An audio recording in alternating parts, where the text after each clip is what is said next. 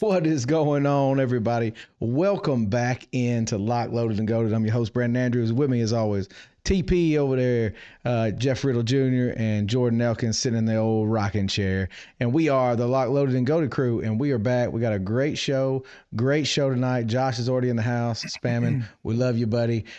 So what we're going to do is we're going to start off, and we're going to open this thing up. So we're going to open this thing up with our thoughts like we always do. And to mix it up tonight, we're going to start with Jordan.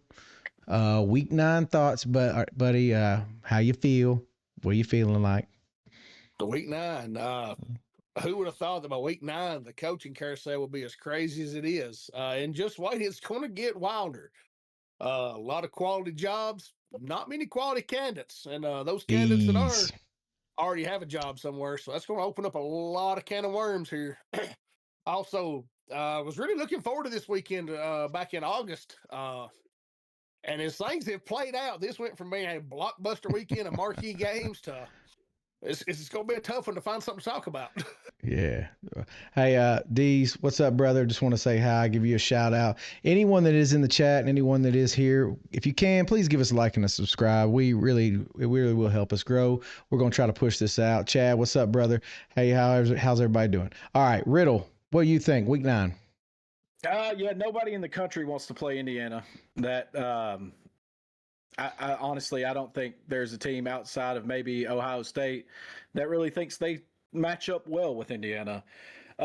Shout out to Tarleton State. They're up to number 2 in the FCS rankings, only behind North Dakota State, sitting at 9-0. That loss for Army's looking better and better each week, and there is a new number 2 in the largest buyout race, and we'll get to that in a little bit. Ooh, yeah. Ooh, yeah. Like the title says, boys, coaching carousel is getting wacky and wild. Tony, thoughts? Yeah. Indiana, Ohio State, cream of the crop. These teams just keep beating the absolute shit out of everyone they play so far. Just a little shout out to Memphis, just solidifying that Tennessee is the best state for football. And what I learned is that any week is a good week to fire your head coach. Any week is a great week to fire your head coach, especially when you got deep pockets. All right, What's up, Deez? Thank you, brother, for being here. Thank you for coming in on Saturday. You ain't getting no $100. Chad, what's going on, brother? Michigan Matthew, welcome, everybody. We are going to jump right into it. So first thing we always do, guys, is we ask for a Riddle's riddle. So Riddle, go ahead.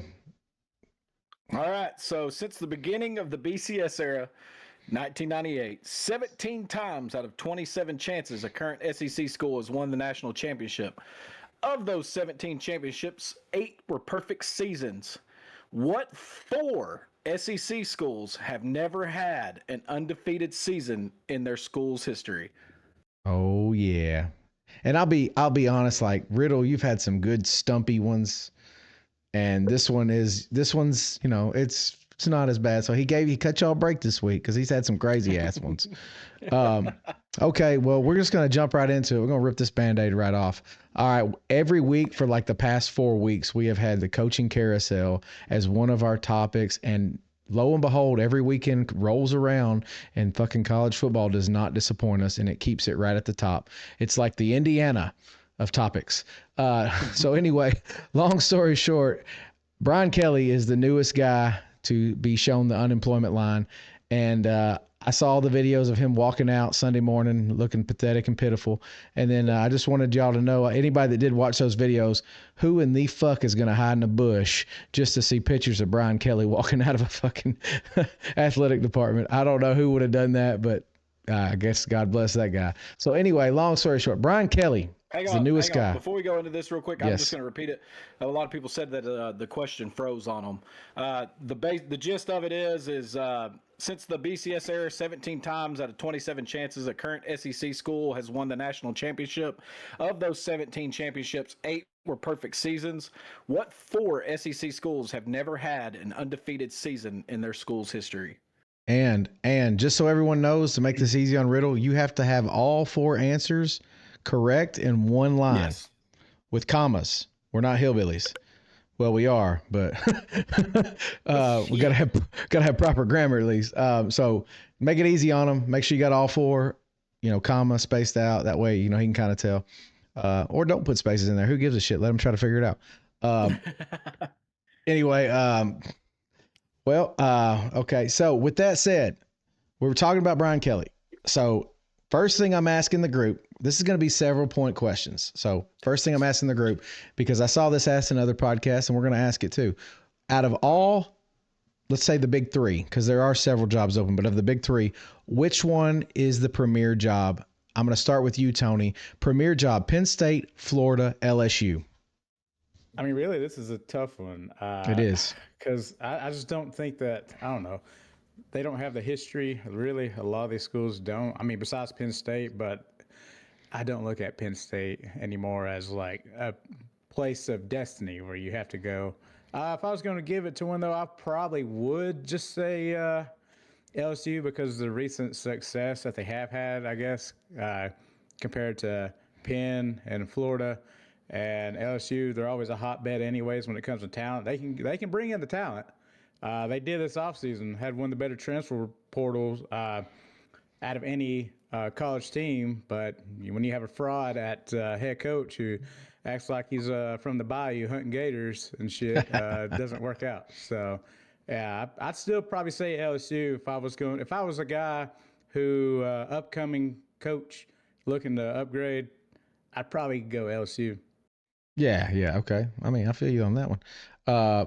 So, Riddle, who are you thinking is the premier job out of the three? I think you have to go with LSU, and the reason is that is one of the most dangerous schools in the conference and in the nation with the right coach. LSU's had 3 permanent coaches before Brian Kelly: Saban, Les Miles, Ed Orgeron. They all won an SEC championship and a national title within the first 4 years of them being there. Brian Kelly didn't do that, and he's got 0 championships, no SEC, no national, and he was shown the door for it. So I do think LSU, with the right coach, could be in the running every single year. Could be a monster, an absolute monster every single year. But could we not say the same about Florida? The talent pool alone in Florida. I mean, you can go get people out of your backyard and fucking have enough talent to compete. That is true too. But again, this is a debate. Jordan, who do you got? Before today, and the breaking news from today, I would have said LSU, but now I'm going to go Florida. When you start getting the governor and state politics involved in coaching hires, and now, potential coaches don't know who am I answering to, the AD, the governor, hell, the governor's assistant, just the boosters. It could set a messy precedent down there that I just don't think any big coaches probably want a part of. So I'm going to go with Florida now. Yeah, and I'm going to go with Florida as well. Riddle, the news that we discussed earlier, the one we just, talked about.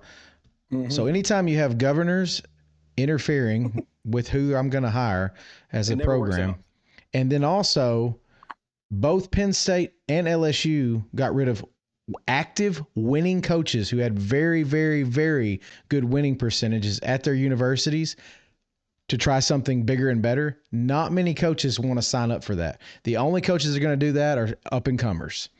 So you're going to have to swing for the fences. I don't think you're getting a big splash. Like, I don't think you're getting Lane Kiffin unless you're willing to offer him $16 million guaranteed, the whole thing. But what do I know? What do I know? We'll see how it plays out. But again, I'm going to go Florida because I think Florida, at least out of everyone, they gave Sunbelt Billy more than enough chances. He didn't deliver, and they finally just said, you know what, it's time to move on. It's funny. Florida gave him everything that they wouldn't give Dan Mullen. Oh, I know. He absolutely shit the bed with it. And Dan Mullen was, oh my Lord, dude. Hindsight. Anyway, but that goes back to the loyalty thing we talked about because, like I said, Dan Mullen, one of his last years there with Kyle Trask, he was in the running for an SEC title. And then, the very next year, he's shown the door. So anyway, next question that we're going to ask Tony. Hey, I just need to Go butt ahead. in real quick Yes. because I'm noticing a trend in the comments, and I've been looking. This is 19. This is probably not going to show up on the camera, but this is 1960 Missouri. They went 11-0. So for everybody that keeps popping off with Missouri's in the chats, it's not them. Yeah. So, and I think, yeah. Okay. Anyway, so with that said, we have 3 big jobs available and Arkansas. We're not going to go into Arkansas. We leave them over there. They're trash. Still got good history. Not a bad school for someone that's up and coming. But Tony, what is your prophecy of who is going to get these jobs at these 3 big schools? You even if you can't even if you couldn't just name them and be specific, what do you think the outcome is? Like, do you think you're going to go out and get a Lane Kiffin at Florida, or are you thinking I don't know. I'm just curious to see what you think. I'm honestly not, and we discussed this, but I'm honestly not feeling the big name hire, honestly, to any of these schools. Now, I don't know how, I know a lot of these schools have deep pockets, but how deep really are their pockets? Are you willing to go and say, get a Kiffin or James Franklin and dish out, I don't know, about Thank you for the follow. $12 million per? And then what if that doesn't work out? Then what? Are you going to stick with them? That's why I feel like, that's why I feel like a lot of these schools, like Florida, LSU, and Penn, they might just be looking for the next big thing, possible big thing. You know, whether it be a coach from a smaller school or coordinators, Tim Banks, that is probably looking for a head coaching job. Tim Banks. Because hey, you can start off cheap, right? Start off cheap, and you know the buyout's not going to be insane. And then if it doesn't work out in a year or two, cut loose, fuck it. And then maybe whenever there's, say, another coach, a big name coach that is, you know, coming towards the end of his contract, maybe make it run for someone at that point. But like I said, I don't know how big these pockets are, or these schools, like if they're willing to pay, you know, again, say someone like Brian Kelly, his average annual salary again. You know, that at some point you can't keep just overpaying. Thank you for following. What was it that was said? So they're buying out Kelly and it's his staff, right? And then you got to figure all the money into the NIL and all this other shit. I mean, unless people just love to throw money around, I just got a feeling a lot of these schools, I don't think they're going to go big. I don't think that there's much opportunity out there.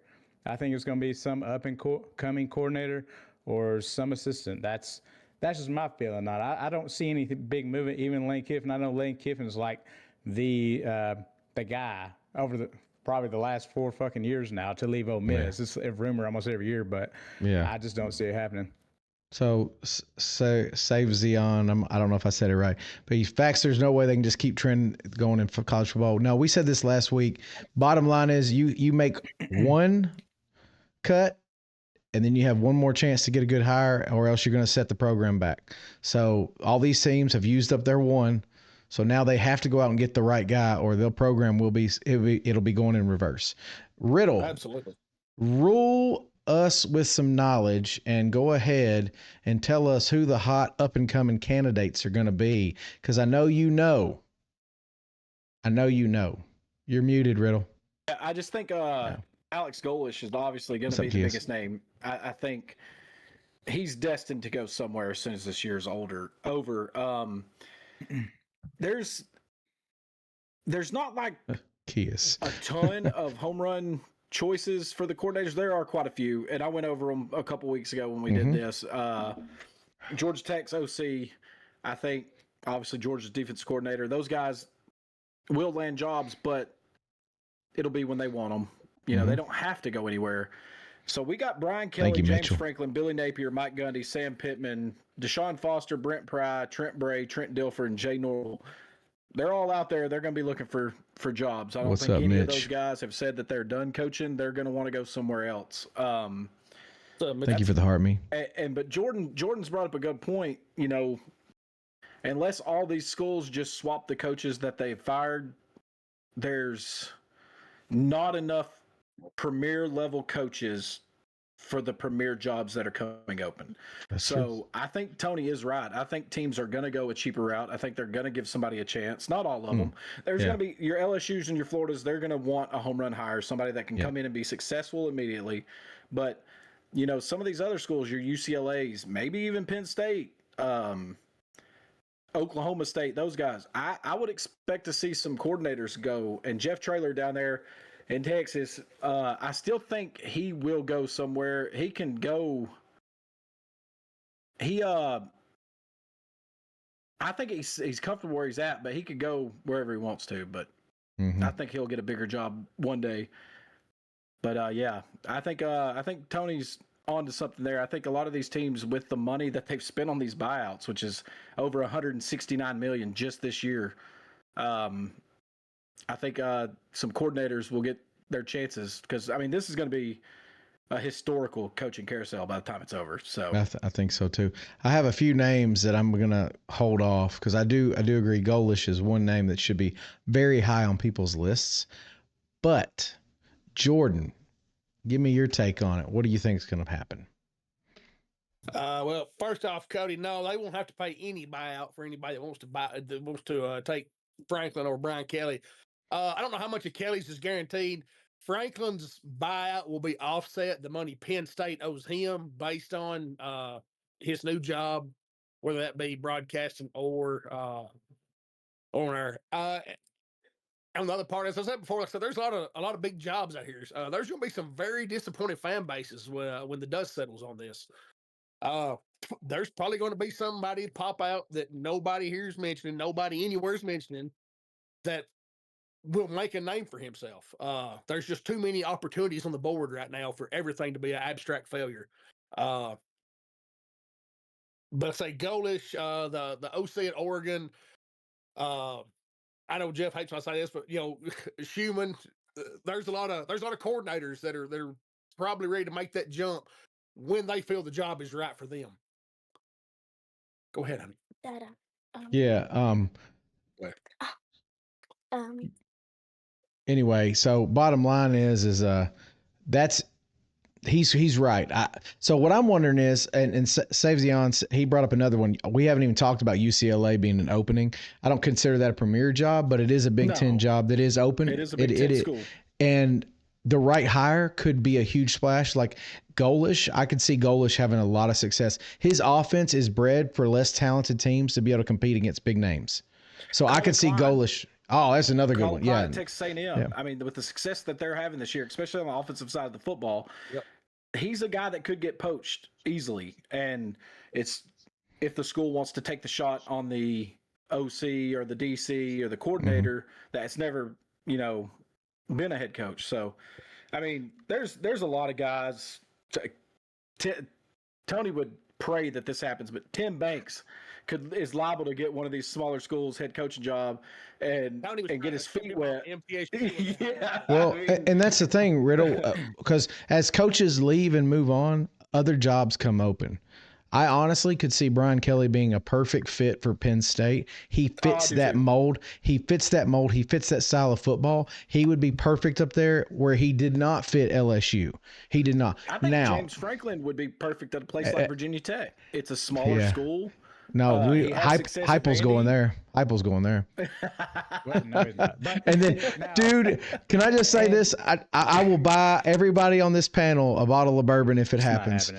If Josh Heupel goes to Virginia Tech and then Tim Banks becomes head coach at the University of Tennessee, Knoxville, I will freaking scream it from the rooftops. Why would Josh shut up, because I was going to drop that hint later about what if Heupel leaves or like say Heupel wants to make a lateral move. No. The only thing, let's say maybe North Dakota State say, hey, we're going to go Division I. We want you to build this program. Maybe because that's where he's from, to build the first Division I team in his home state. It's not going to happen.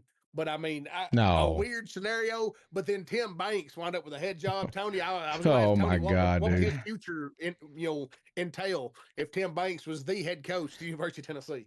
Kia says Ellerby to Penn. I want to ask you one more name that hasn't been brought up that I think is going to be very high on everyone's radar by the end of the year. Oh, Kias, please. Brent Key. I think he's going to be He's going to be on I think people's he is names. very comfortable. I do. Yeah. I think he's very comfortable where he's at. He's in a Power 4 conference. Yep. And he has built Georgia Tech. They're in the driver's seat. All they have to do is win, and they're in the driver's seat in the ACC. And we can say no.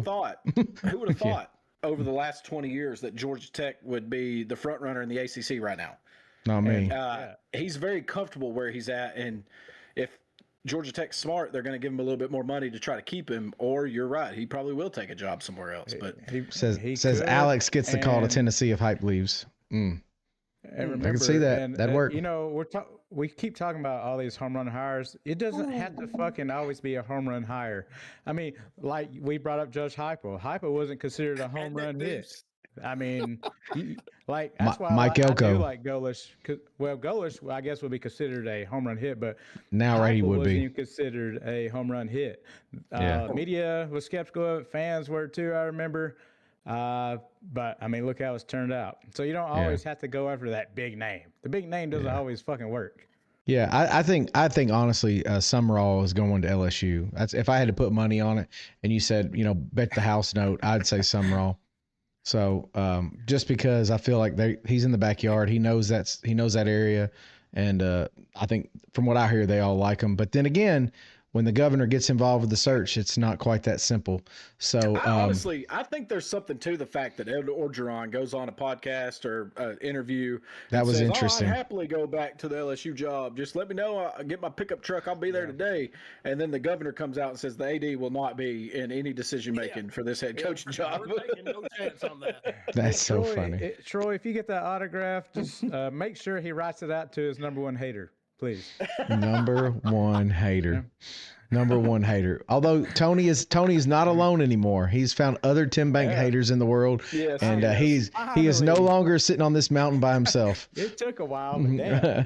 I got us there. Tony will die on a hill. He'll be like, motherfucker, your dick don't work. It might take 50 years for it not to work, but by God, he'll say, I told you. Anyway. I've been saying it though for like 5 years. I agree. So anyway, we're going to move on. So what we did last week is we talked about Power 4 conference preseason predictions and where we stood, and we were okay. Now we're going to the group of 5 conference standings, or group of 6, and versus our preseason predictions, and they are not as good. They're not as good. So they might be a little bit better. At least most of us have a team still in the running. So what I'm going to do, Riddle, is I'm going to call out the conference. You're going to tell me. Okay, go ahead. If Bobo goes to Florida, it'd be the greatest gift ever. Yeah. He said, and Kane Womack to LSU. Well, hell, have at it, brother. Anyway, so dream big. Yeah, that's a win-win. Anyway, long story short, Riddle, I'm going to tell you conference. You tell us who we picked, and then Tony, just like last time, we're starting with you. You get one opportunity to switch your pick. If hindsight's 2020, you get one opportunity. Let's see where we're at. American Conference, Riddle. Who were our picks? Hang on, I'm replying to Chad in the chat. American Conference. Me, Tony, and Brandon had Tulane, and Jordan had Memphis. Okay. From Memphis, what you know? Yeah. Tony. Just so you know, Tony, Navy's first at 5-0, Tulane's 3-0, Memphis 3-1. That's 1-2-3 right there. Yeah, I'm still sticking with my Tulane. I think the last time we did this, I said I'm sticking with them because I said they still have a shot. 6-1 and 3-0 conference, so they still have a shot. I can't change now. Shit. So I'm sticking with Tulane.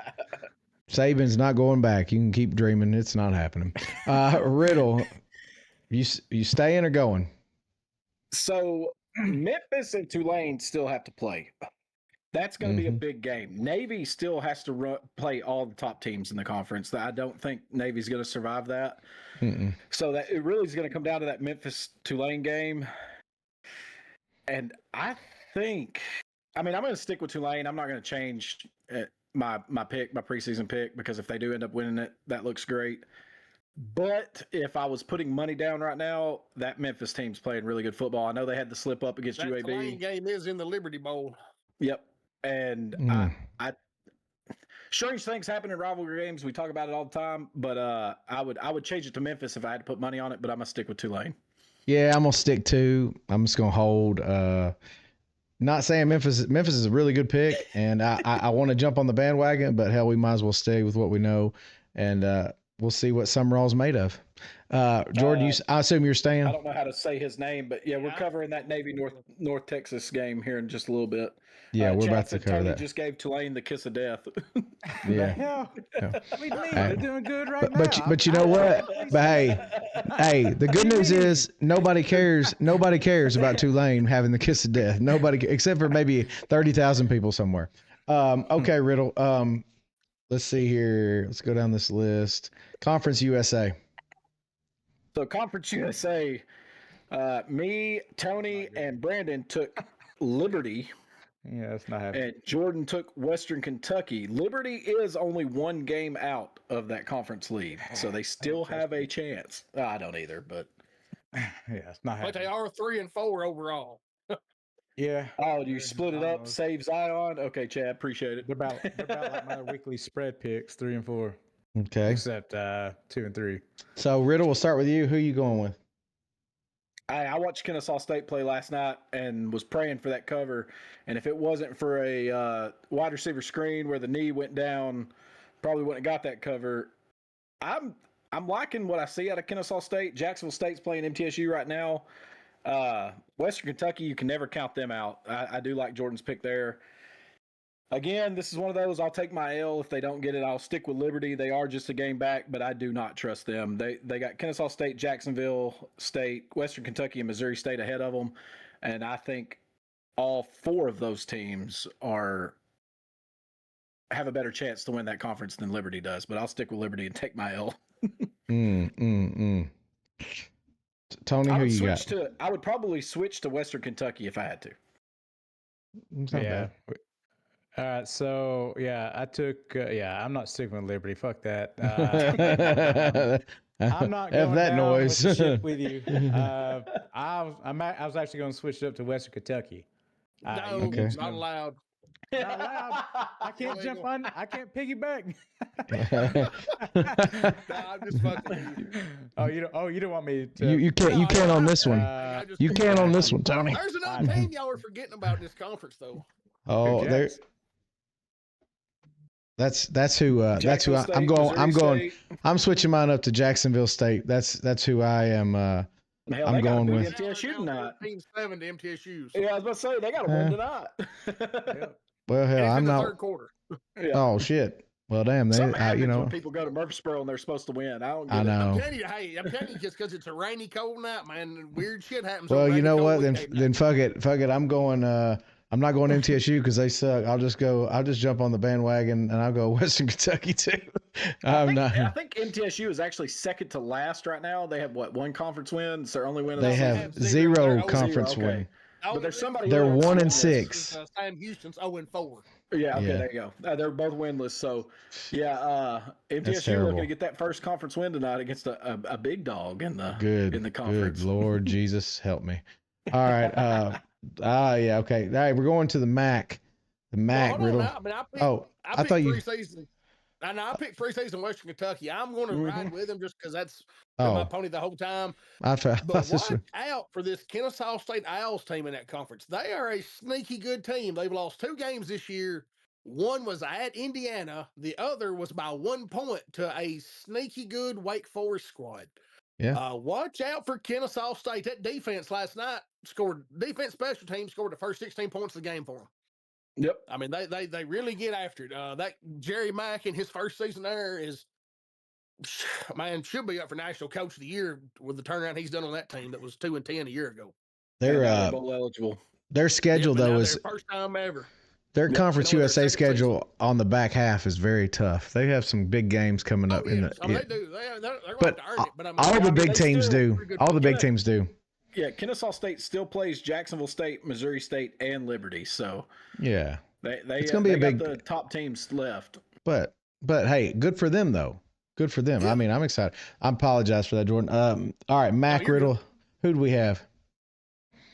Do what? The Mac. The Mac. Yep. And the Mac, again, we had three the same, and then Jordan. Me, you, and Tony had Toledo, and Jordan had Buffalo. Mm, And Toledo is already eliminated. So this is the one where we don't have a dog in the hunt, but Jordan sure as hell does. Well, they're not necessarily. I mean, they're 2-2 in conference. They're not Right, but you got Miami, Ohio at 4-0 with 4 or 5 weeks left. So the likelihood of Toledo backdooring their way in is unlikely. It's real small. Yeah. Okay. All right. Well, Jordan, who do you have? Are you staying or going? I've got Buffalo. I'm You're riding it out. Off of them now. Man, you're just too damn good for your own good. You know what? Tony, who you got? I'm a switch, obviously, not sticking with Toledo. I'm going to go with Central Michigan, and they have a big game this Saturday against Western Michigan. I got them winning that one. That'll be an eliminator game. Both of those are 3-1. So let's go Central. Yeah, Central okay. Mich. Riddle, what are you thinking? That Miami, Ohio team has actually looked pretty good, and they are a spread covering machine. Yeah. 5-3 overall. I like that Miami, Ohio team. I think they have as good a shot as anybody in that conference to win that conference, and I've got to get the hell off the Toledo wagon because we all do. get about a 2% chance to get that one. Okay. Hey, we didn't pick the Independents, did we?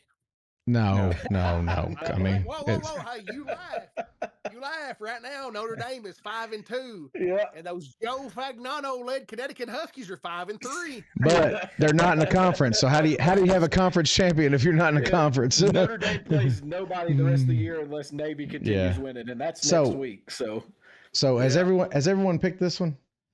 Because I'm changing mine. I'm going with the Ohio Bobcats. That is who I'm going. They're 3-1. For whatever reason, they always have Miami of Ohio's number. It seems like they always have their number, and that's who's in number one. And I mean, they're right there in it. Buffalo's right there in it. A lot of these teams have to play each other though at the back half. I'm sorry, I was looking at the numbers here. Buffalo, out of the teams that still have a shot, Buffalo has the most points allowed in conference play. So. Yeah, but it depends on who they played. Depends on who they played, Jordan. In conference play. Okay, I'm sorry. I didn't see in conference play. Yeah, in conference play. Yeah, okay. But I mean, this is a guess. It's a crapshoot. The MAC is always it's a fun league. School. It's a fun league. Look, hey, maybe it's going to be November next week. Tuesday night MAC will be back. Oh, yeah. All right. Well, we're going to move on to the Mountain West. Mountain West. Tony, we're going to start with you. Oh, I'm sorry, Riddle. Who do we have? I apologize. I'm going to swear up here. Me, Tony, and Jordan had Boise State. And Brandon, you took UNLV. Anybody going to change outside of Brandon? I'm not. No, I got to do it. And I mean, Boise State and San Diego State, that's the top two teams right now that are undefeated. They play on 11-15 next week. So, wow. You know what? One, San Diego State, though, they're undefeated, but they still have to play Hawaii, Boise State, and New Mexico. That's three of the top teams in that conference. San Diego State's got a hell of a defense. Yeah, hey, you know what? I'm jumping. But they still have to play the top end of the conference, and Boise State has to play San Diego State. So that's it. UNLV, they're not all the way out of it, but Boise State would have to lose twice. So I have to jump off the bandwagon. I'll go San Diego State because their defense, they're only allowing 34 points in 3 games of conference play. That's admirable, and we'll see how they do. I mean, yeah, it's well, I mean, they beat California 34-0. They lost to Washington State 36-13, but they played Colorado State 45-24. Nevada. Hey, Tony, I'll stay. Over on the purple said he wants you to go to the Auburn game and wear orange and blue. Oh, dude. Come on, Tony. Come on, Tony. Help us out, bro. Hey, we'll be off that weekend, Tony, for a small all right, so I'm good. Riddle insisted that we did this one, but this is the Pac-2 championship. Go ahead, Riddle. Go ahead and get our picks out there. So this is the first one that we were actually split right down the middle. Brandon, me and you had Washington State. And we're looking good. Tony and Jordan had Oregon State. Washington's 4-4. 0-0 in the conference. Oregon State is 1-7, 0-0 in the conference. These teams two-way tie for first. These teams play have a twice shot. over the next 4 weeks. So Yep, and all you got Pac-2. all you got to do is win once, and it's a push. All right. Anyway, Then it comes down to overall record, and then Washington State's going to win anyway. Yeah, so. it's over then. Are they co-champions? Yeah. Well, yeah, and then Everybody wins. So is anyone changing their picks on this? I'm not. Yeah, I am. Why? Oregon State's terrible. Goober, man. Hey, Kiss said he will buy your ticket, Tony. He'll buy your ticket. So much better. Lord, they hurting, bro. They are hurting, bro. They are hurting. Both teams are on a 1-game win streak. Oh my God. Maybe Brian Kelly do wonders out there in the Pac-2. He might. Hell, and you ain't got to pay him much, hell, because LSU will negotiate the rest of it. Right. All right, last one, but certainly not least. Sunbelt. Riddle. Who do we have? So in the Sun Belt, me, Brandon, and Tony took James Madison. Yeah. Jordan took Texas State. Well, yeah, Jordan, you're fucked. Preseason, Texas State, I think, had the fourth shortest odds to win that conference. Yeah. And they've yet to win a conference game. But anyway, who are you switching to? You know what? That game's, It's a tough I one. want to make this fun. So I'm not going James Madison like everybody else. You know what? I'm a believer. Give me Southern Miss. That's a good pick. Good pick. That's a good pick. Southern Miss is undefeated in conference play, as is Troy. They will face off the last week of the season, likely with a spot in that championship game on the line. I can see Southern Miss winning that, to be fair. I really could. So that'll be intriguing. Good pick, Jordan. Tony, are you going to stay with James Madison or do you want to go with Texas State? I'm not. No, I'm not. I'm sticking with my pick. That's what I do. All right. That's the Tim Banks of picks right there. Anyway, good job, buddy. Riddle, I assume you're staying too. So we'll move on. Well, I'm going to stay, and I just want to say that the Sun Belt is one of the last ones that still has the East and the West, where you have to win your division to play in the conference championship. Goal, Jeff. Okay, well, we're making progress for the sake of progress. And I like it. Maybe cut you off. I just going to update you. Oh, no, you're fine. And right now, Southern Miss is 4-0, and Troy is 4-0 in the West.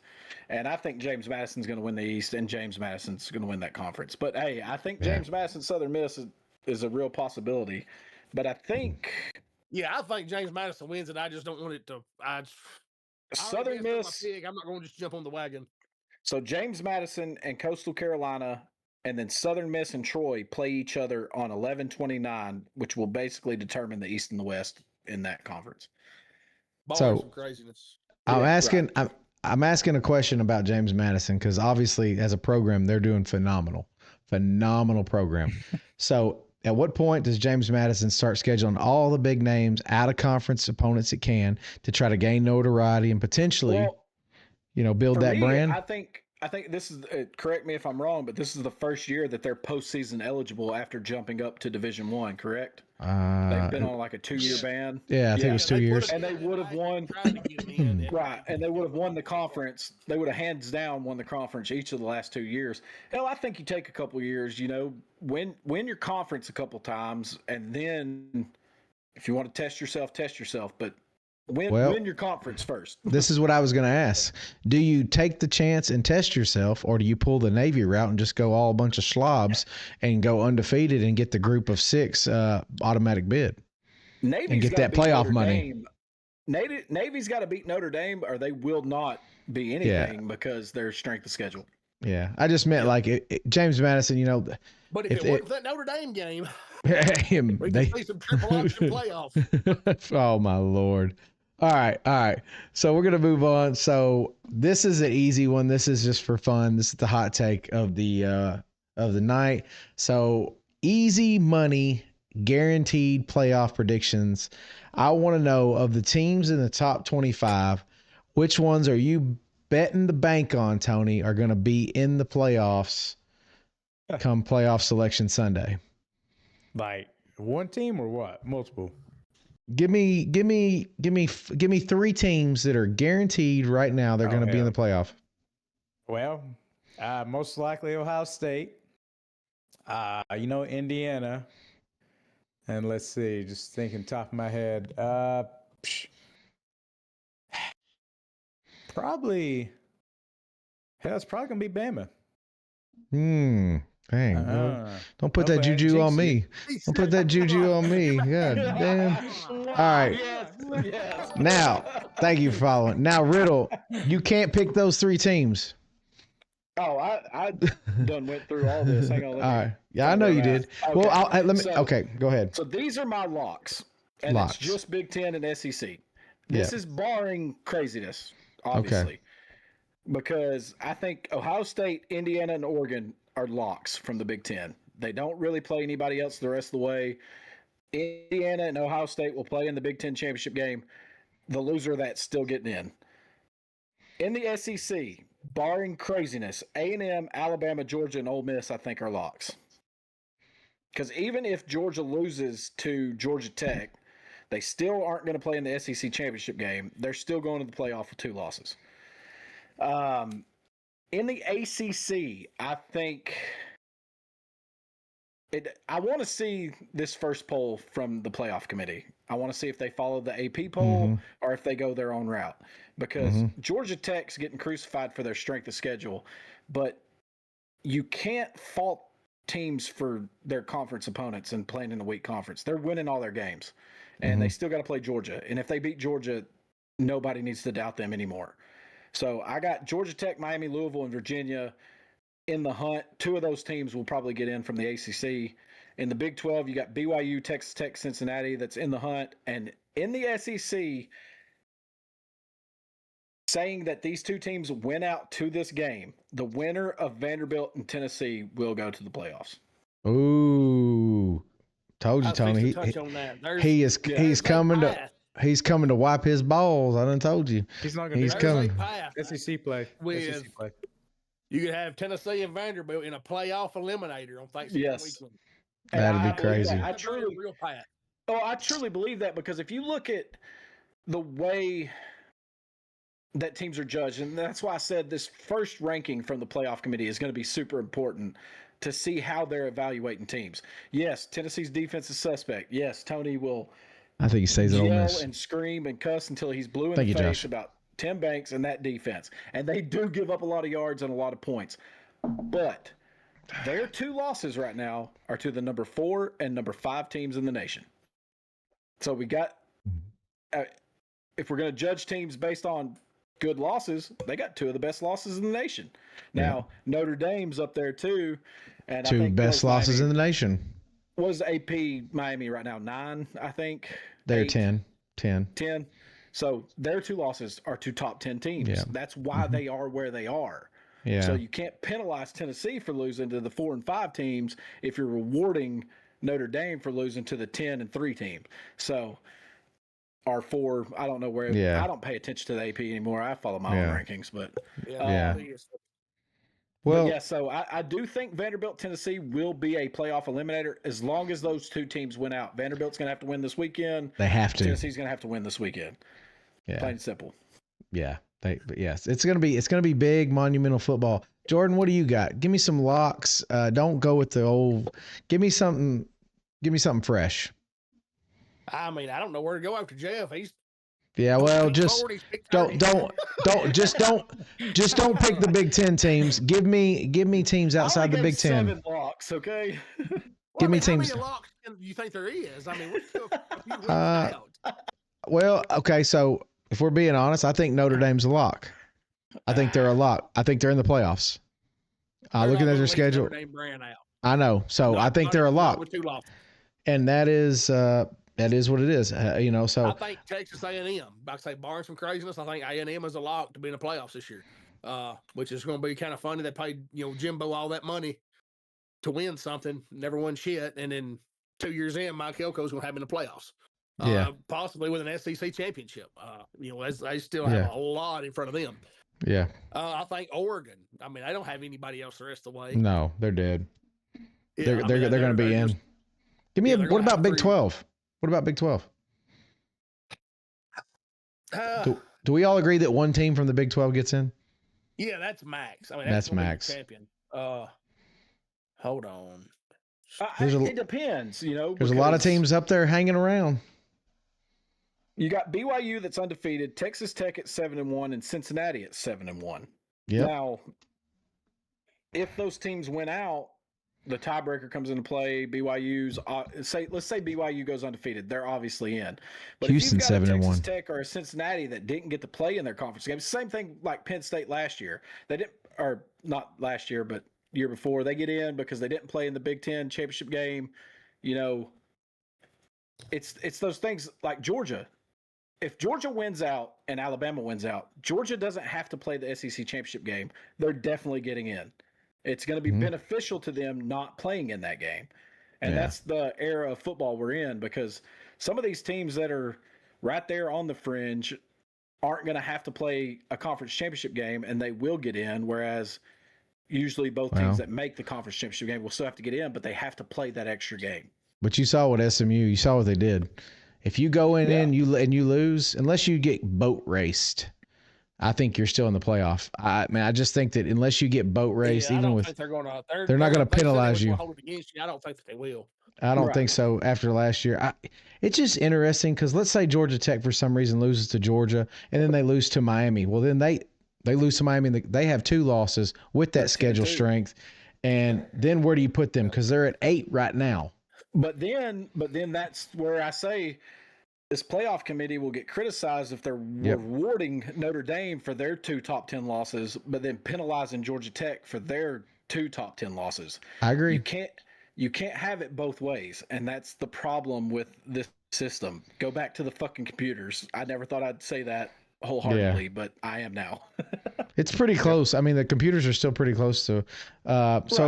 So how do we feel? So Ole Miss is in. I mean, they're in, right? Right now, they're in. South Carolina, Citadel, Florida, and Mississippi State. Loaded, and they're 7-1 right now. They survived it. I mean, they're in. Yeah. I mean, it's going to be interesting, guys. The Egg Bowl, just absolutely crap in the bed. I mean, well, the Egg Bowl, Mississippi State has been competitive in their losses, and like we go back to the rivalry game thing, anything can happen, and that Mississippi State team is well improved from last year. I mean, they're right there to yes, they are to knock somebody off. So if Ole Miss were to lose that game, they will probably be penalized pretty big for it. But it's getting crowded. A catastrophe. Yes, it really is this year. It's getting crowded. It's crowded because the deal is like it's all about who you lost to. So let's say Tennessee wins out and they beat Vandy, right? They finish 10-2, but Alabama trips up against Texas A&M. You got Ole Miss sitting there with 1 loss. You got Georgia with 1 loss. It's getting crowded for the SEC. It's getting real crowded up there, and who's gonna get kicked out to let Tennessee in? It's getting now. I told you I think if 10-2 Tennessee team gets in, but who's gonna get left out? That's the question, and it's not up to us. But yeah, I agree with Tony. He'll be staying at Ole Miss. I think Lane Kiffin's there for the long haul. Well, and like I say, in that scenario, you'd have Alabama with a heads-up win. Yeah, but then. At that point, how bad does that Florida State loss look at that point in the season? So here's my thing. I just want to interject with my rankings. I have Notre Dame. Right. I have Notre Dame at 17 in my rankings, right behind Oklahoma and Tennessee. And Oklahoma and Tennessee play this week. That'll work itself out. I'm not going to sit there like the AP poll and just give them 12th ranking because of their brand and who they are. That's not how I'm rating these teams, and I don't have Notre Dame as a playoff team. That's why I didn't have them in my locks, and we'll see how it goes. If Notre Dame wins out, they're 10-2, and their 2 losses are to the ACC champion and the SEC champion, saying everybody wins out. Yeah, then they probably should be in. They probably should be in. Right. And we'll see how that goes because a lot of people in front of them are going to lose. But right now, they're 17th in my rankings. Yeah, the problem is though, is Riddle, and we live in reality, and you know this. Like Jordan said, the brand will not be left out unless absolutely not. unless something crazy happens, and the crazy things happen in college football. So with 10 we'll, wins, there ain't double-digit wins there ain't every year. we'll hold out hope. So moving on, we got our top 25 marquee matchups, and we are gonna start with a game that, you know, we consider it marquee because it's going to decide or help decide a conference reshaping here. So we're going to start, Tony, with you. Navy at North Texas. Go ahead and sail with the shipment. Yeah. I'm about to sell y'all this. Navy been really good this year. A really Blitz, good Bama, offense. blitz. They can score. Roll Tide. They can run the box. That's what they do. I believe North Texas, though, they should also score a lot of points themselves through the air. Navy, they're kind of weak in the secondary there. But I'm going to go back to an Army game that North Texas played earlier this year, and they struggled.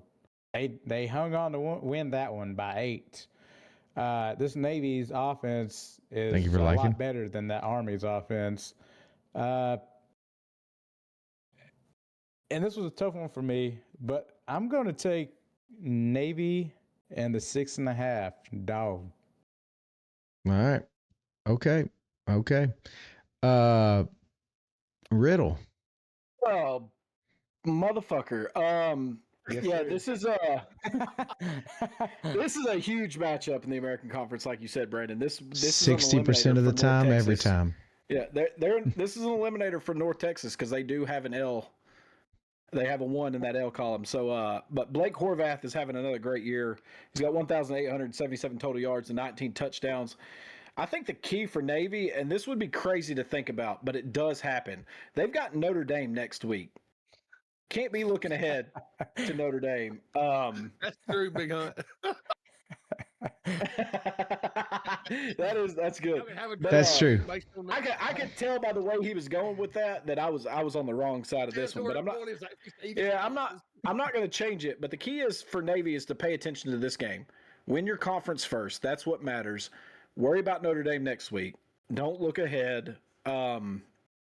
North Texas gave up 63 points to USF. That's a big deal. Navy's going to score. I'm not going to say they win outright, but I do have Navy plus the 6.5. Good. Stay over there with him. All right. Jordan. Yeah, Notre Dame on deck next week is a bad look ahead spot. On the road at North Texas. Give me the Mean Green minus 6.5. God damn it. Give them to me, too. Like I said. But North Texas will score more. And if I'm going to tell you this, if you learn one thing, you know science doesn't lie. Your mama might lie to you. Tony Pardo might lie to you. But God dang it, numbers don't lie. And if you fade Tony, you win 60% of the time every time. So before we move on, for the chat and the ones in here across the platforms, Brandon scientifically and on purpose faded Tony in every game last week and had a winning record. Yay! And I was 1-4 the week before.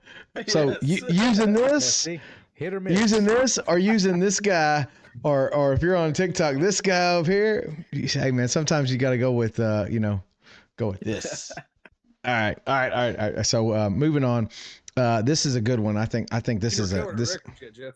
Oh, okay. I'm sorry. Go ahead. Please go ahead. I mean, we can do Thank you for sharing. Quick. Thank you for following Bama Chick. Jordan, you're in first, 28-23.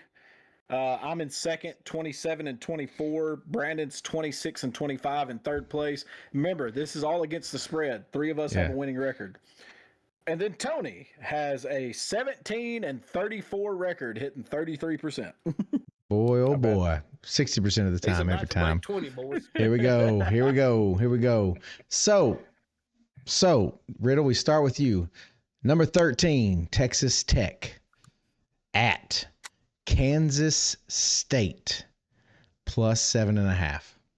So I texted y'all earlier this week and said, keep an eye on this game.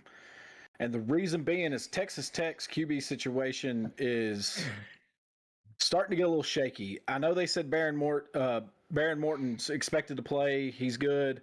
Their coach came out and said that he would have been able to play last week if they needed him. but then Will Hammond tore his ACL, and Morton still didn't come into the game. They went to Mitch Griffiths, the third string quarterback. That's true. I know that they're downplaying it, but it's something to keep an eye on, because if they lose Morton again, if they try to rush him back and he re-aggravates that injury or something else, God forbid that happen, but something else happens, they're down to their third string quarterback. Kansas State has bounced back the last couple of weeks after a very disappointing start. They beat TCU and Kansas, and they boat raced them both. Kansas State has nothing to lose, and teams that have nothing to lose are dangerous because all they have left for the season is to play spoiler. I'm going to take Texas Tech -7.5 because Morton is playing, but this is a game to keep an eye on. Okay. All right. Jordan.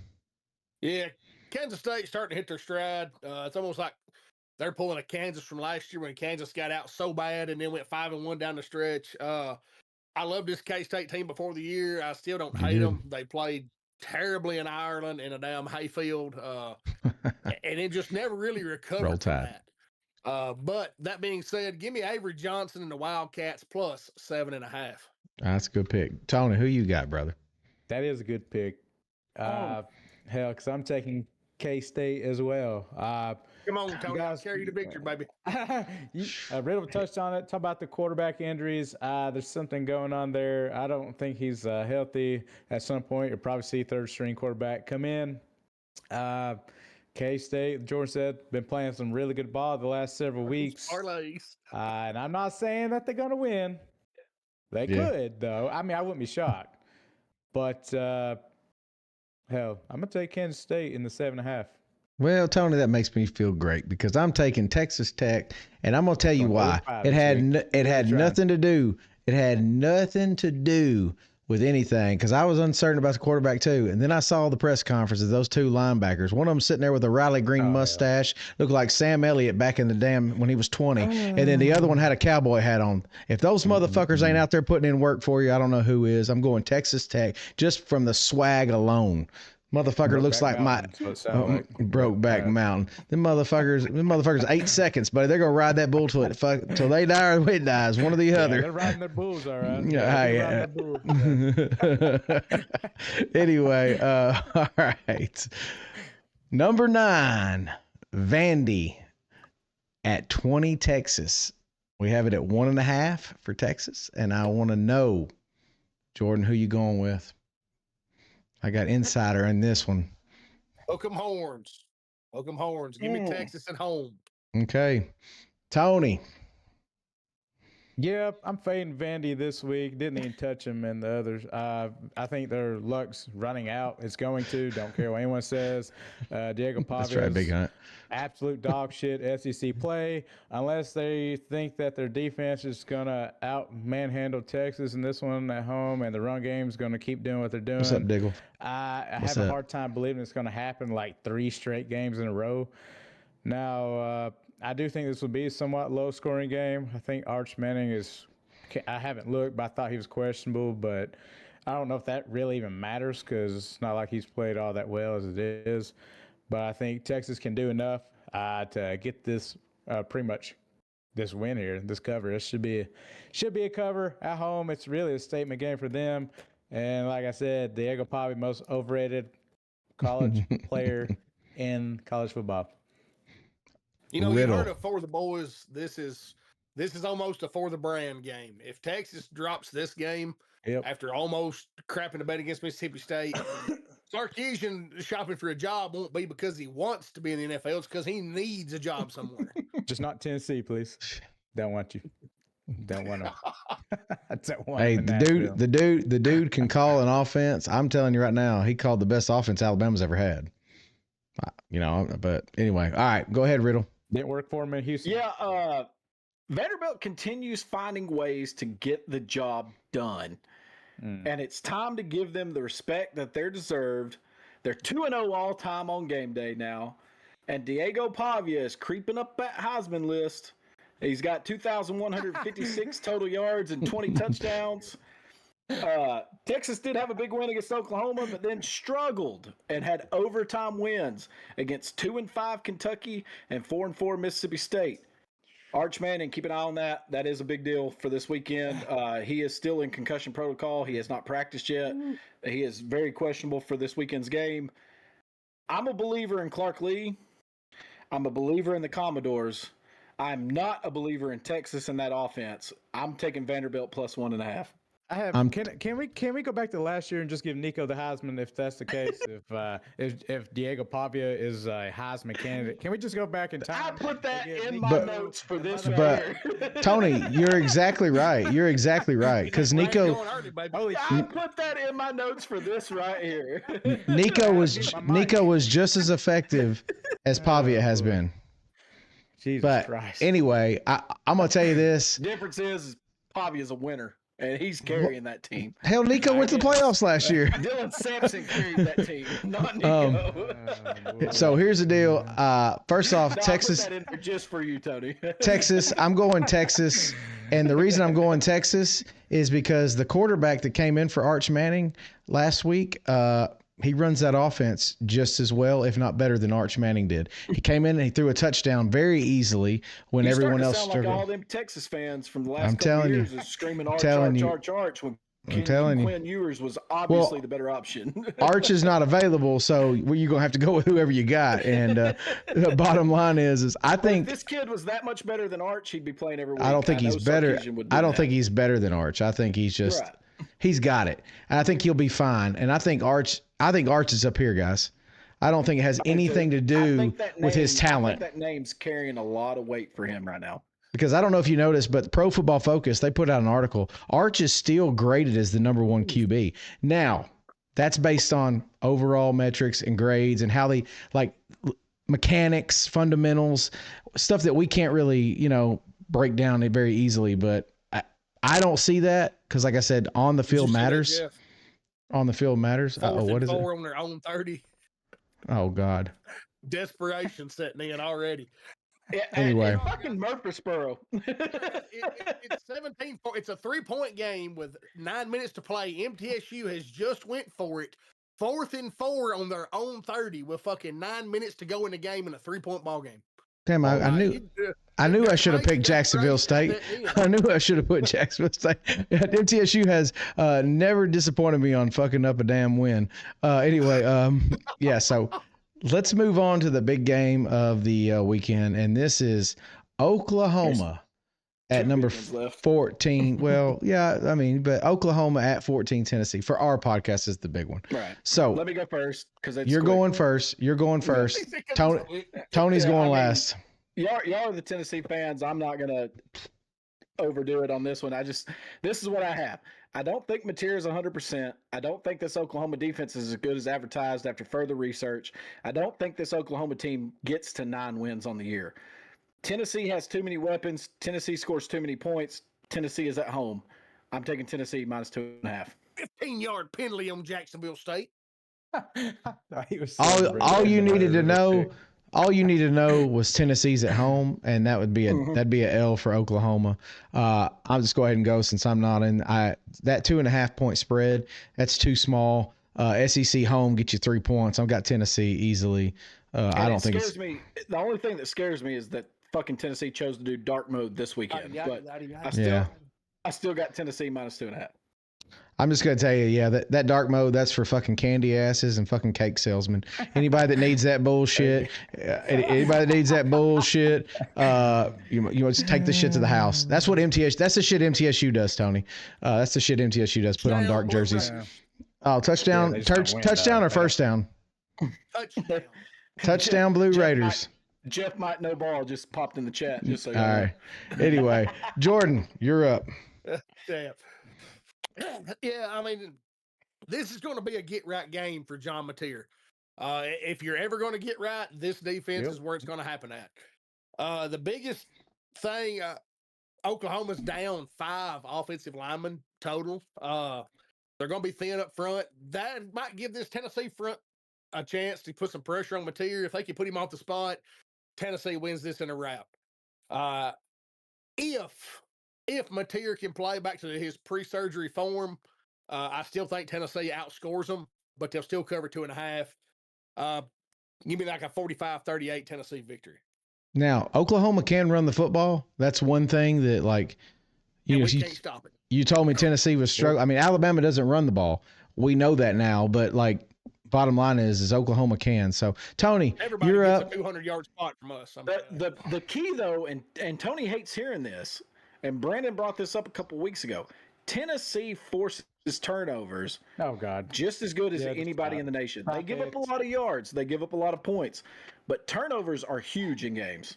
Well, you know and what? turnovers when they get pressed. And exactly. Riddle, when you score on average at like 2-minute drives, guess what? You're on the field a fucking lot. Don't want to hear it. Yeah, because last year they weren't fucking scoring, period. And guess what? Defense did their fucking best in the games they lost. And guess what? They got wore the fuck out. So I don't want to hear it. I don't want to hear it. Score fucking points. Defense, do your fucking job.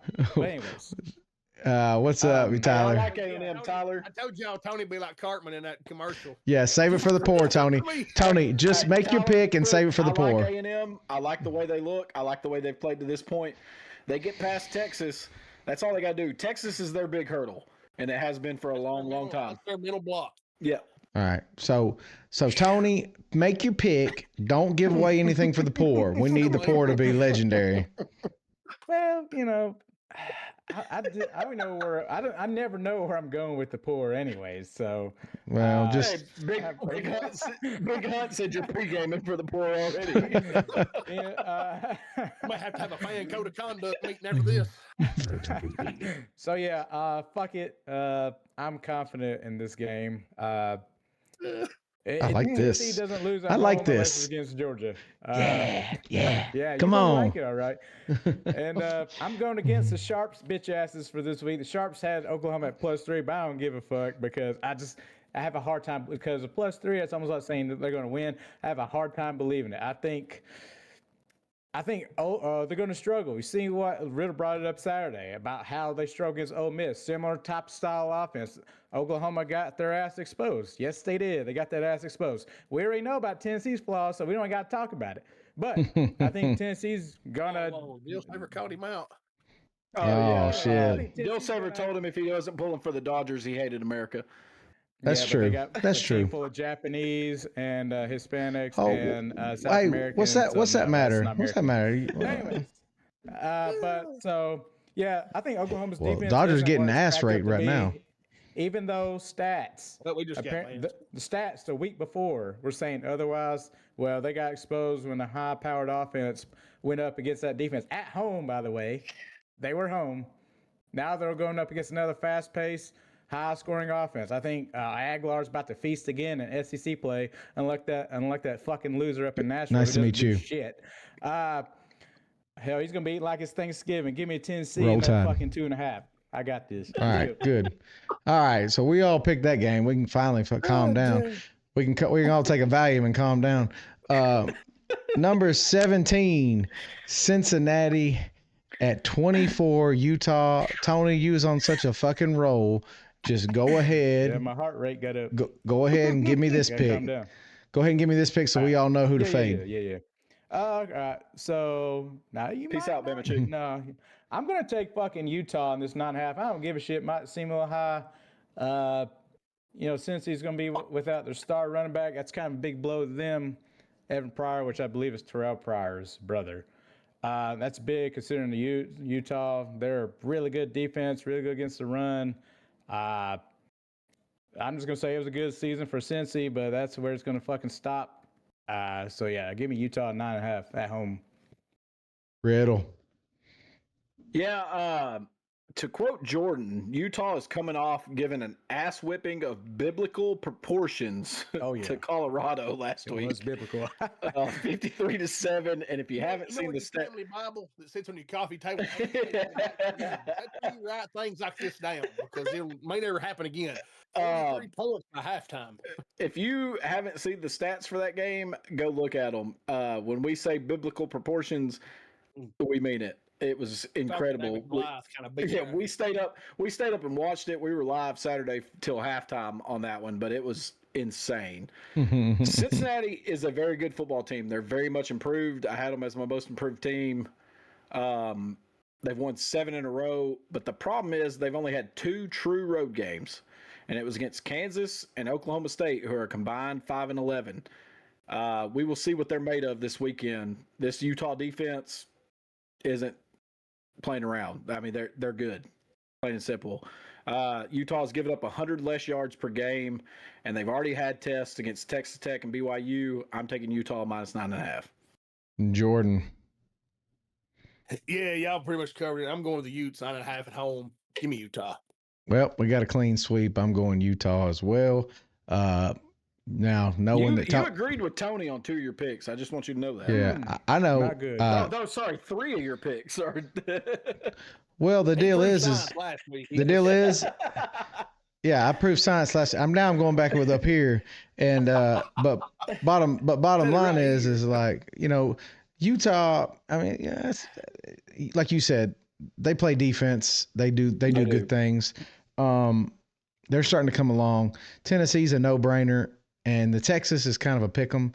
And I just think being at home in the SEC is a hard road to hoe. So that's it. You are absolutely correct. You are 100% correct. Yeah, that was at halftime. So and Utah had something close to 400 in the first half. So that's gonna do it for this part of the show. And another thing on that game, real quick. You froze up, Riddle. Refocuses. Yeah. Utah has to win this game. Like, if they lose this game, they have no chance in the Big 12. They have to win this weekend. So that's another motivation thing that plays into it. Yep. Motivation. So, Riddle, give us the answer to the riddle, because no point in carrying over. Go ahead. We did get some correct answers.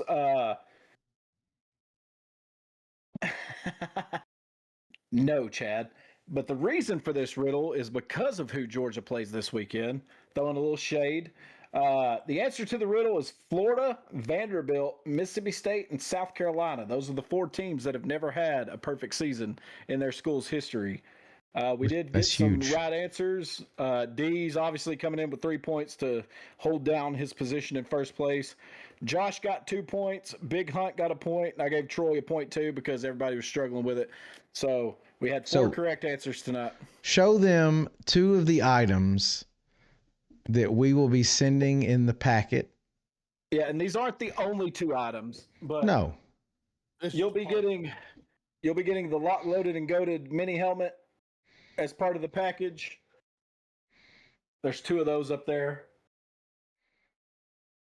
And then you'll also be getting a signed football from all of us at Lock Loaded and Goated as a full-size football with our logo on it. Yeah, that's badass. There will be other things in the package, but the winner of the trivia, and then we still got 4 or 5 weeks left of trivia. So if you're behind these right now, Rose should get Deeze's points. Oh shit. Daniel Wilson with the comment of the night. I don't even think Deeze is in here to defend himself. I think he just came in for the trivia at this point. But if you are behind right now, you still got time. With what happened tonight, 15. Deeze is going to be at 18. Big Hunt will go to 13 points. Josh will have 11. And Troy will have 6. And that's the top 4. So we may. Hey, we're gonna talk about it. We may have opportunities for some bonus points. We're gonna have a conversation and see. I think we got some ideas, but we'll see. I don't want to make it unfair. So, but anyway, good stuff there, Riddle. As always, the questions are good. Go ahead. Google that too. He won't be able to Google this. He won't be able to, if we do what we talked about, Riddle, he won't be able to Google this. There's no way. And you'll have to remind me off. We will. Which one is the terrible picker, and why is it Tony? It's Tony. It's Tony. So Tyler, we are picking against the spread this year. Last year we picked just straight up, and laptop. we picked straight up last year, and we all did very, very well straight up. So we wanted to change it up. Jordan wanted to change it up. He's the betting guy. He wanted to go against the spread this year. We agreed to go against the spread. We're picking 5 games every week. If there's a top 25 matchup, we have to pick it. But it's against the spread, which is a lot tougher. And right now, Jordan is in first place at 28-23, which that's making money. I'm 27-24, and Jordan, correct me if I'm wrong, I believe I'm making money. What percentage is that?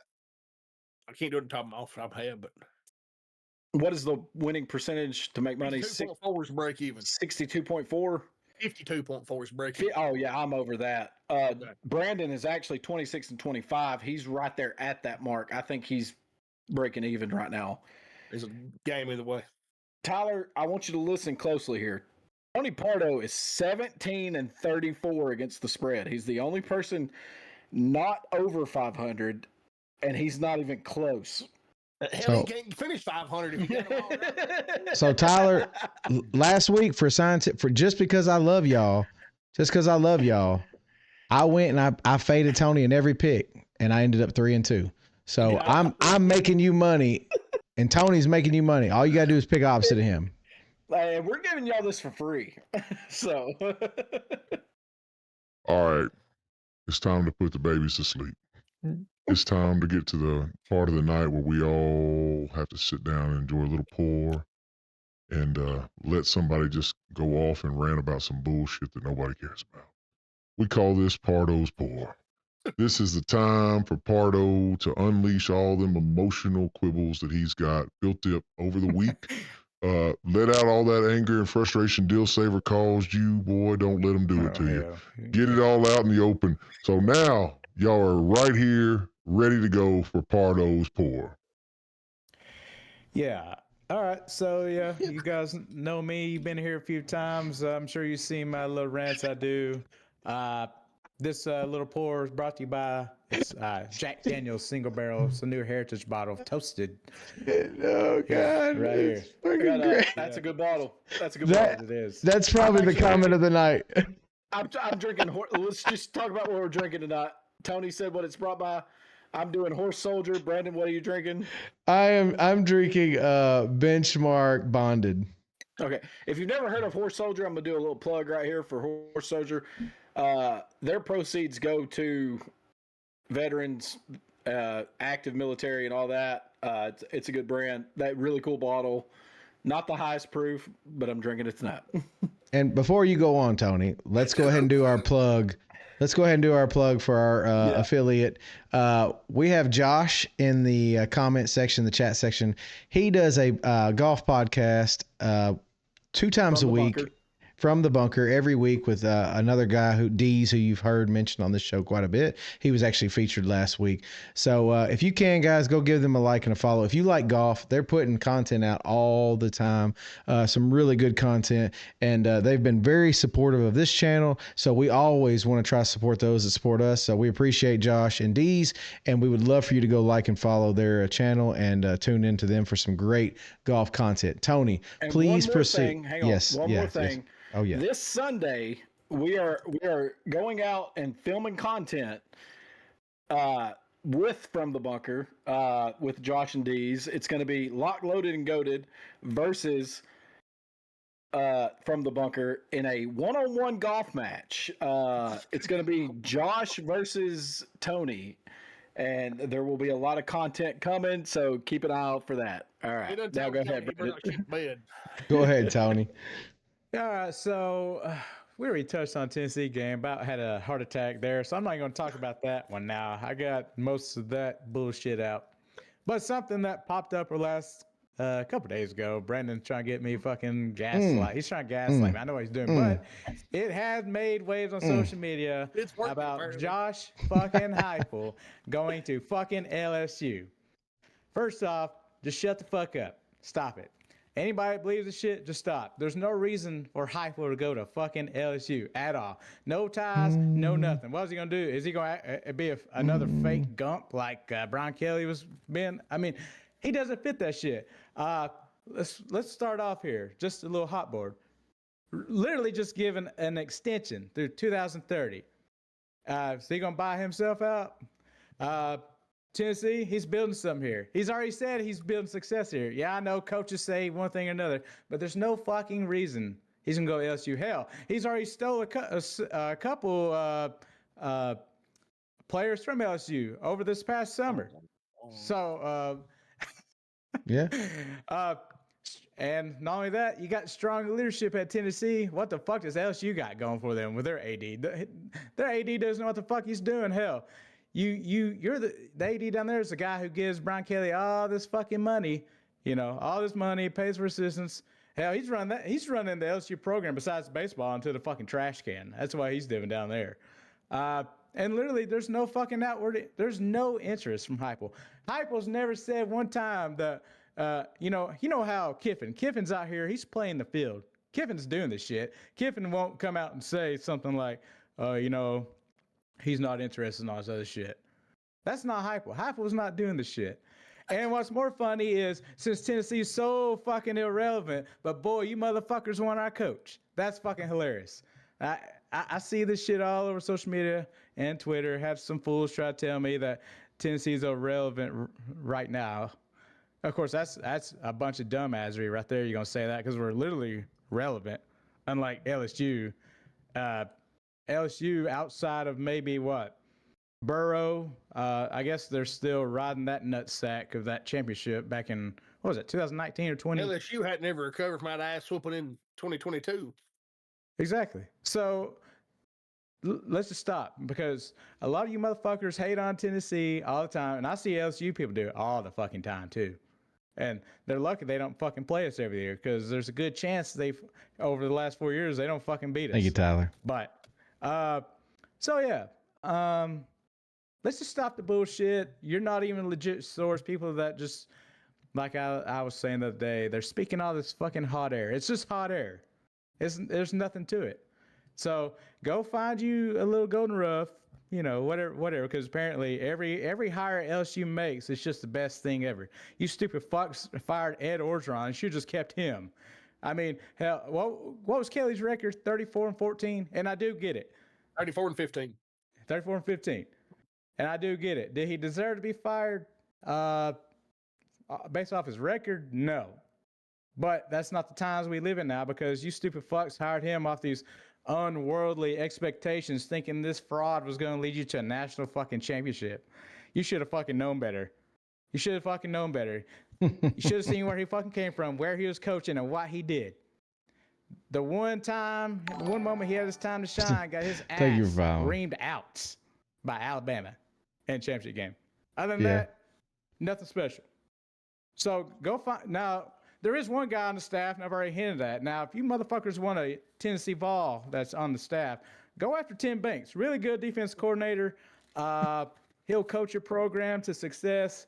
You'll have a top 5 defense that creates all these turnovers, but you might give up 30 points, because apparently that's today's standard when it comes to good defenses. So you can have Tim Banks, but you're not fucking getting Josh Heupel. So go ahead, be disappointed, because you're probably going to be disappointed this fucking offseason with whoever LSU does decide to hire. It's not going to be who you think it is or should be. It's probably going to be, like we mentioned, some coordinator that's wanting a job, wanting to, you know, get his name out there, showcase his abilities to coach. It's not going to be Josh Heupel. So that's all I want to say. I didn't want to get too worked up over this, because I really thought I was about to get pissed off talking about the Oklahoma-Tennessee game.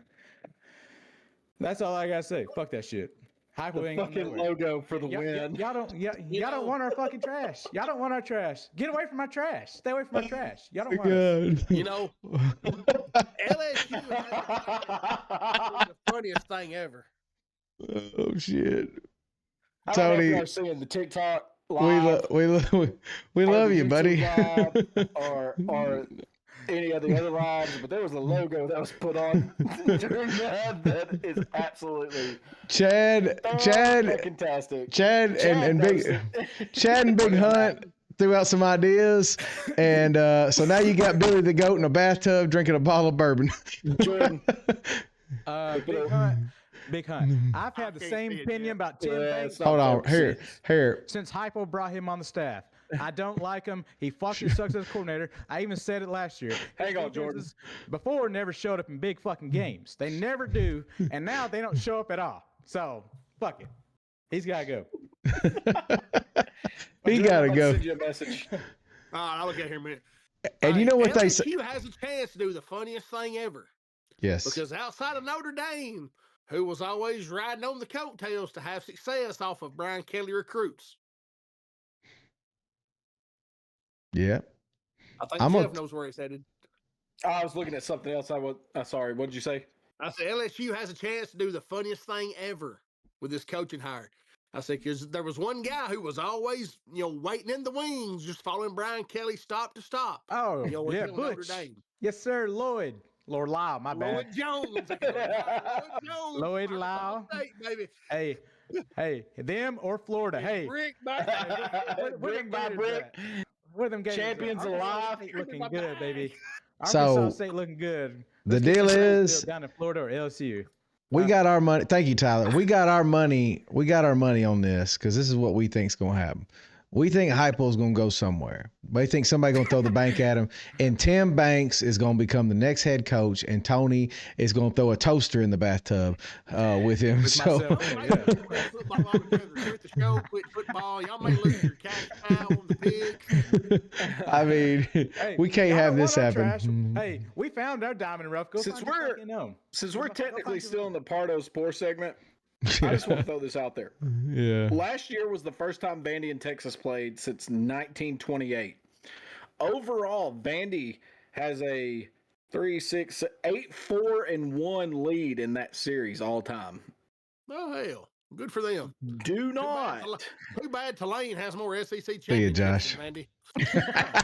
Do not count out Vandy, Tony. No, I'm counting them. Respect the name. Hey, I rode them motherfuckers last 2 weeks, but I'm not doing it this week. Big Hunt. I'm not doing it. I seen Pavia not do shit. They can't keep escaping like that by Pavia not doing anything in SEC play. Big Hunt. Dog shit. He's not a Heisman fan. I have been to Tony's house. He has a Butch Jones trash can sitting right behind his computer. So you just go ahead. That was the greatest moments in the history of Tennessee when they start throwing up trash cans. So Christmas is coming. I'm gonna get Tony a Tennessee flag to put back there with his Titans and Braves one. That way he represents a little bit of college football on this podcast. Y'all know Tony did pick the horns. Josh, I'll be ready. Like I said, I'll be ready. Bogus for days. Let's go. All Tyler, right. yes, Tony did pick the Longhorns. I was the only person that went with Vanderbilt this week. Yep, someone about to be very sad. Very sad. Here we go. When Pavia lays another egg, and then that run game gets shut down, and they don't do fucking shit.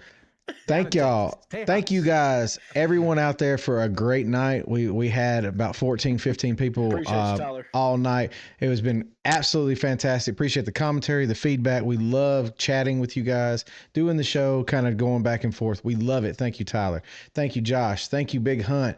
Thank you, every one of you D's. Thank you, Chad. Every single person that's been in here, keeping it. Y'all make this thing possible, and we want you to know we really do appreciate you. If you are watching, lurking in the wings, and you just not sure, go ahead and hit the like and subscribe button. It don't cost you no damn money. Come on and just come on back. We need the feedback. We love the love, and we just want to keep on letting this train roll. So with that said, we are live on TikTok, YouTube, Twitch, and Kick. So we got 4 platforms to watch us on. And I will tell you, I'm gonna give you a plug for the Twitch and the YouTube and Twitch.